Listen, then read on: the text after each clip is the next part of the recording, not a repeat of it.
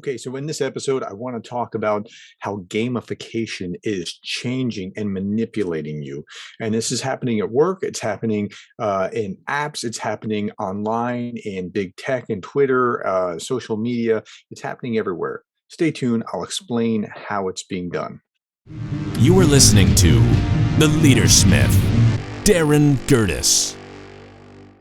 Okay, so I was thinking about this because in class we were just talking about manipulation. So I teach a servant leadership class, Robert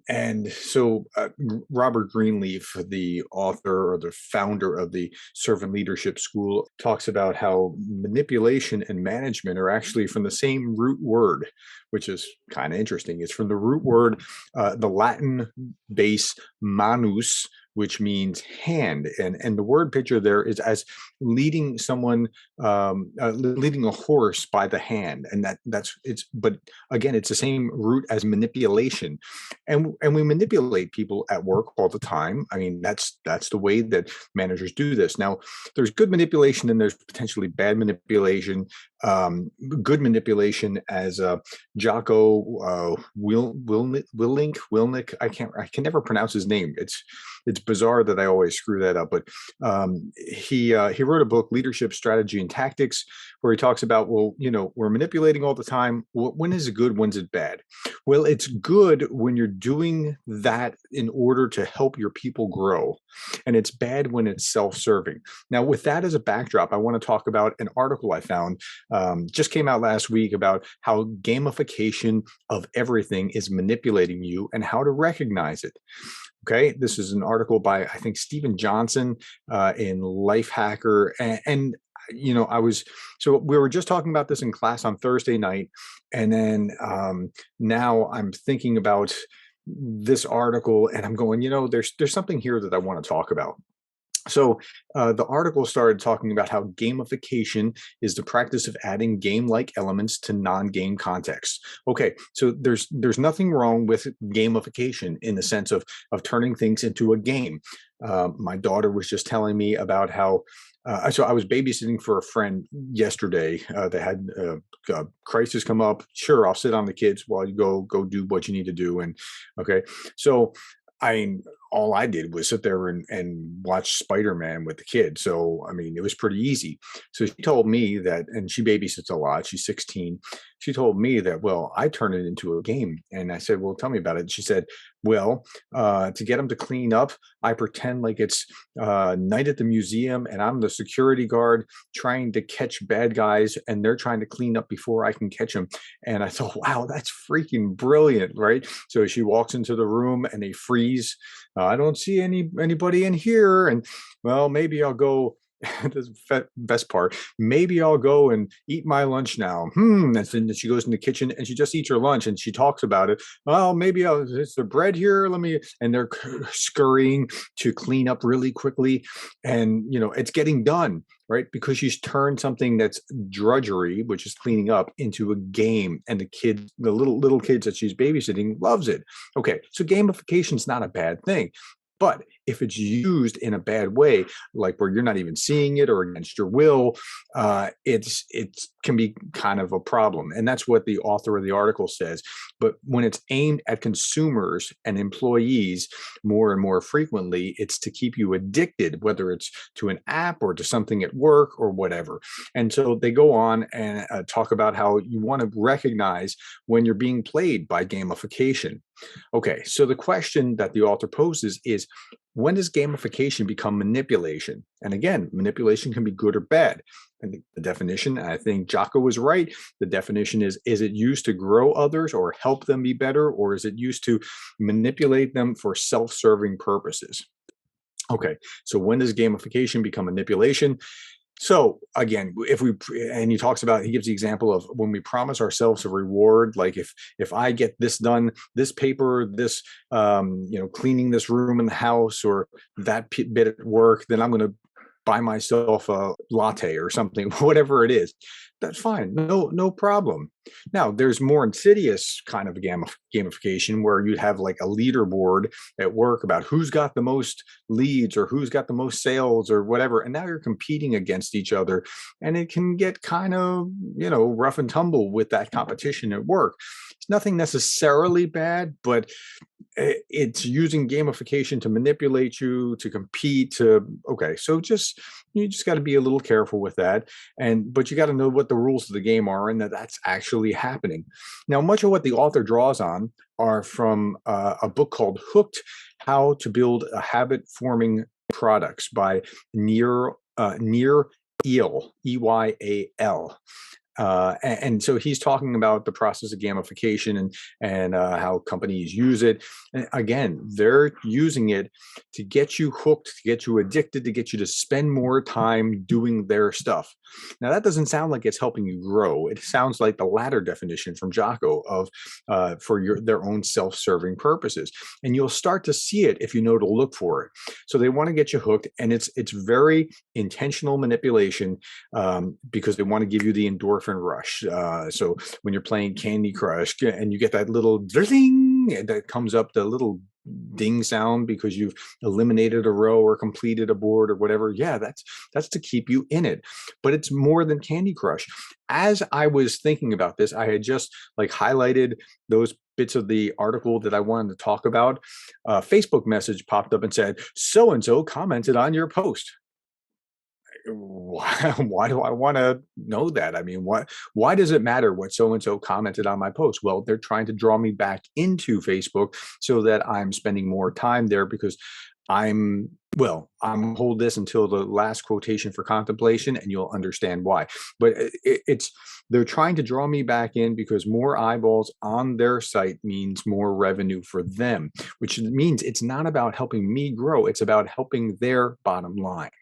Okay, so again, the author says there's nothing necessarily wrong with making consuming a product or doing a job fun, but they're hacking our pleasure centers. They're designing things intended to give us this endorphin rush so that we will keep doing it. And they give the example of variable rewards with a slot machine. I show a clip in class of B.F. Skinner talking about how variable rate reinforcement is one of the more addictive, and it's like the slot machines that people go to in Atlantic City, and that is there to play on them. So the variable rate, you don't know if it's coming, or the intermediate reinforcement, because the rewards are unpredictable. We don't know if we're going to win or lose, and this it gives us a little anticipation and excitement. Now, that anticipation is actually built into some apps. You wouldn't think it is, but Twitter's load time actually is intentionally slowed, according to the article, intentionally slowed in order to give us that little burst of anticipation, because they're trying to neurohack us into staying on longer and doing this. Twitter, Instagram, other social media, according to some reports, artificially lengthen the time between the click and when it shows the content to increase that anticipation, which is amazingly bizarre. And that reminds me of we could make cars really quiet and motorcycles really quiet, but they realized that when they made it real too quiet, people were like, oh, well, this just isn't powerful enough. So they went the other direction and made it extra loud. And they're like, oh yeah, this is a really powerful car. It's the same kind of manipulation. So just being aware of it, that they're trying to affect those places in your brain that make you want to go to it more and more, so that they can manipulate you, so that you use their apps or whatever more often. Just recognizing that will help you be able to fight it. And it's not just apps. This happens at work. It happens even with consumer reward programs. They give this example of, buy 12 drinks and we'll get your next coffee for free or something along those lines. That's manipulating you. It's a little weaker than the apps, which are, constantly pinging on your phone. Chick-fil-A, my daughter works at Chick-fil-A now, and she has a Chick-fil-A rewards app, and she was just telling me about, the more you buy, the more you can get. Well, yeah, but that's to make you buy more stuff. and you get a little reward at the end of it. And but it wasn't like even like connecting that, yeah, you have to keep spending more. And we ultimately understood that, and she got the idea after I explained. But yeah, that's also doing the same kind of thing, and that's a lesser form than some of the apps and the way that they manipulate you. Yeah, employers do this, and they try to, have a employee engagement days, or where you have to do mandatory fun kind of assignments. Um, yeah, I'm not sure how fun mandatory fun is, but if you're doing that, recognize that that's what's going on. So if you're doing that, if you have, well, let me back up before I talk about the mandatory fund. In the article, they were talking about, like, if you want to play the game of getting your 12th coffee free or whatever it is for the loyalty rewards, just make sure it's worth it. Just instead of being suckered in by that, just like, oh, okay, this is fun. I get another stamp. Yay. Um, but just recognize that you're actually paying for that 12th free one in the other things that you're buying. There's no such thing as a free lunch. Now, there are some things like streaks, and I see this because I'm on my Kindle very often. I read voraciously, and Kindle will tell me, this is your 98th day in a row. Continue the streak. Why does Kindle want you to do that? Because they want you to keep buying more Kindle books. And so the article was just saying, look, just recognize that, there's nothing wrong with a streak, but is this a streak that you want to keep up with? And so the longer the streak goes, the more that you feel like compelled to do it. And they gave the example of Snapchat. Now, I'm not on Snapchat. I have no need for Snapchat. But they said this quote: Snapchat is notorious for this. If you exchange snaps with someone continuously, a number appears next to their name on the app. Each day you communicate adds a point, encouraging both parties to engage with their app until the magical day when a 100 emoji appears. Now, they're doing that to keep you involved and keep your eyeballs there, because that's how they're playing or generating their engine, to make money. Now, if you value other things in life, like actually being productive and getting other things done, then maybe this streak shouldn't be that important in the grand scheme of things. So don't worry about keeping the streak alive, unless it's something like a Fitbit, right? And they even gave the example of an Apple Watch or some kind of exercise device. And if that's what I think that there's a place for streaks to be useful. Just recognize that you can manipulate yourself. You can do it positively by, hey, I've exercised so many days in a row, I'm going to keep up the streak. Great. That's fine. Not so much on Snapchat, but on exercising or eating right, or like I track my calories every day. I dropped about 40 pounds, maybe give or take a little bit, 40 pounds. What was it, a year and a half ago, 2 years ago? And I've been counting calories every day, like logging my food, just because.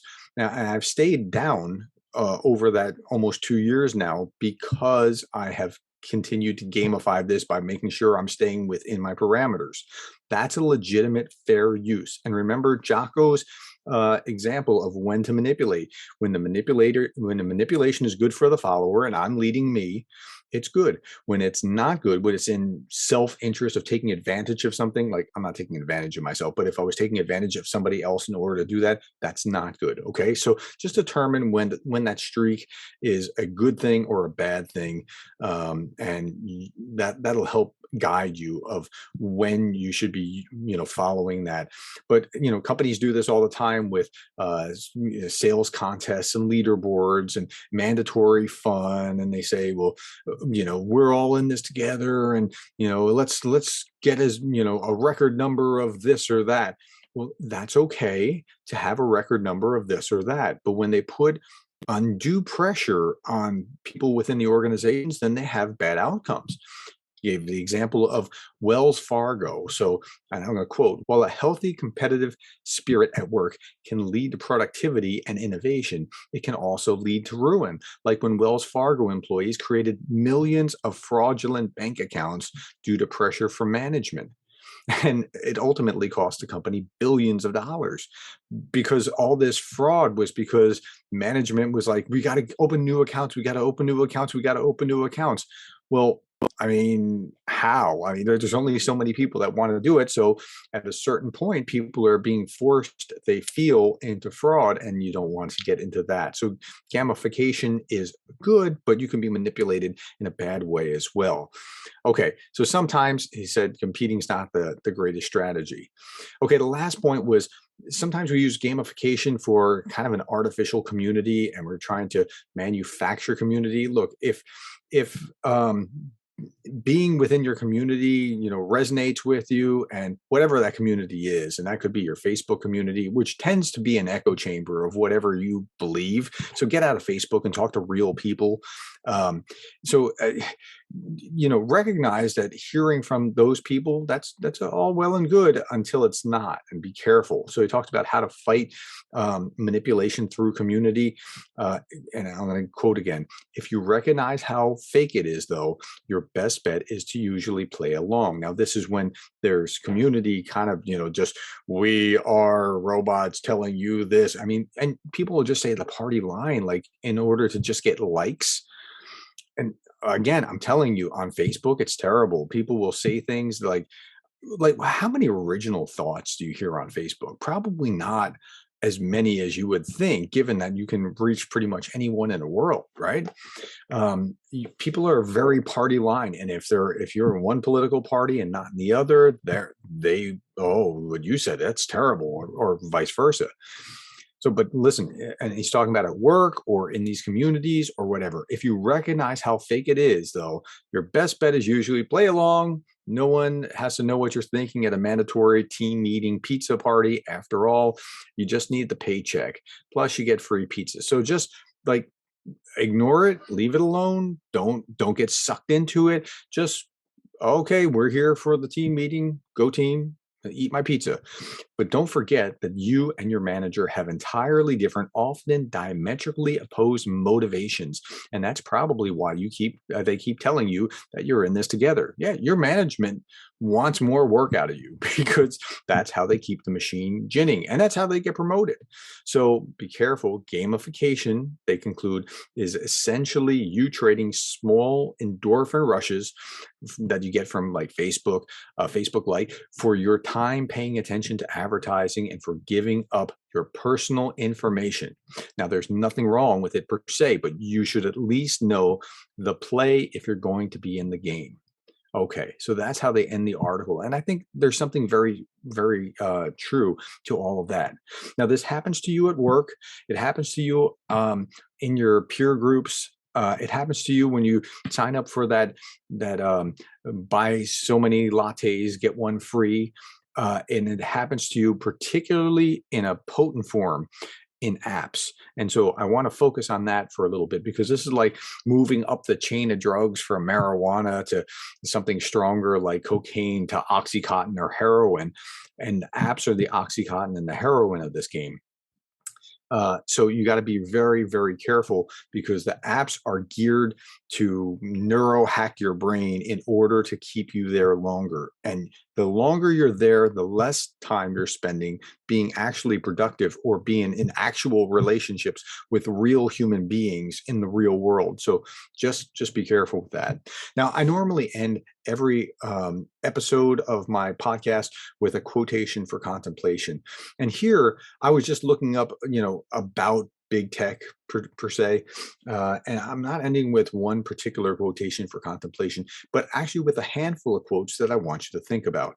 So here, the first one: technology is a useful servant, but a dangerous master. And that's true for money. That's true for tech. That's true for other things.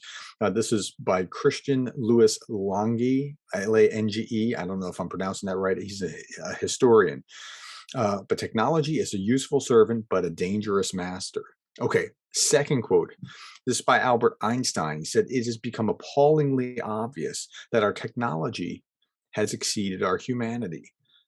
And I think there's something to that. I mean, unless the seed of our ethics are such that we restrain ourselves in the kind of technology that we're creating, we can get into some significant trouble in the way that we manipulate other people or are allowing other people to be manipulated. The next one, this is a quote by Josh Hawley. He said, "Big tech's business model is based principally on data collection and advertising, which means devising ways to manipulate individuals to change their behavior and then selling that opportunity at manipulation to big corporations. The result, an addiction economy designed to keep us online as much as long as possible, to sell more and more stuff and collect more and more information." Look, that's where it's going. I mean, there's a reason why they're doing it. They're providing these products to you for free, and then you're getting sucked into it. And you're getting sucked into it because that's the way the model gets generated with advertisements or whatever else. Along these same lines, there was a great quote by Adi Alawat. It says, "Control communication and you control the people communicating." Well, that's really interesting. I wonder sometimes what the algorithms are doing to things that I might have posted on Facebook.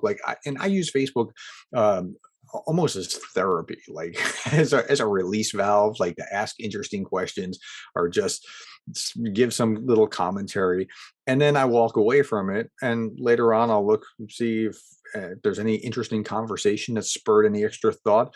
But it's not like I'm not trying to get more likes. And I know a lot of people that are like on Facebook going like, "Why didn't I get so many likes?" And then they feel bad about themselves or whatever. Like, no, don't do that. Just actually, you should just stay off of it. But if you are on it, don't do that. Okay, because that's exactly what it's trying to do, is make you, and people will change what they say in order to get more likes to whatever the popular zeitgeist is saying. Now, I want to leave with one last final thought, and that's this. I'm not sure where I heard this or read it. I believe it was either Tim Cook or Eric Schmidt. And it's been said before by others. I looked it up trying to find the original source, but this is particularly powerful. And when you're thinking about, is tech manipulating you, think about this. Now, Tim Cook is the CEO at Apple, and Eric Schmidt was the CEO at Google. And I'm pretty sure it was one of those two guys or somebody of that caliber. Okay. But they said, look, if you're not paying for it, you're not the customer, you're the product. Now think about that. You're the product. You are the input for them to generate the machine. So of course they want you to keep spending more and more time inside Facebook or Twitter or YouTube or whatever it is. You're the product. Wow, that changes everything in the way that you should think about, are you being manipulated? Because you are being manipulated, and you're being manipulated probably not for your good, but for their good. Just something to think about. And I hope that helps you think through this process of what manipulation's like. Hey, thanks for listening to this podcast. In my podcast, I just talk about things that I think are interesting, like an extension of my classroom.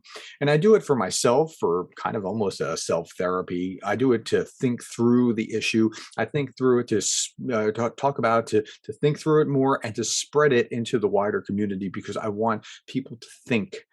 And I hope that helps you become more of the kind of leader that you would want to follow. Thanks for listening.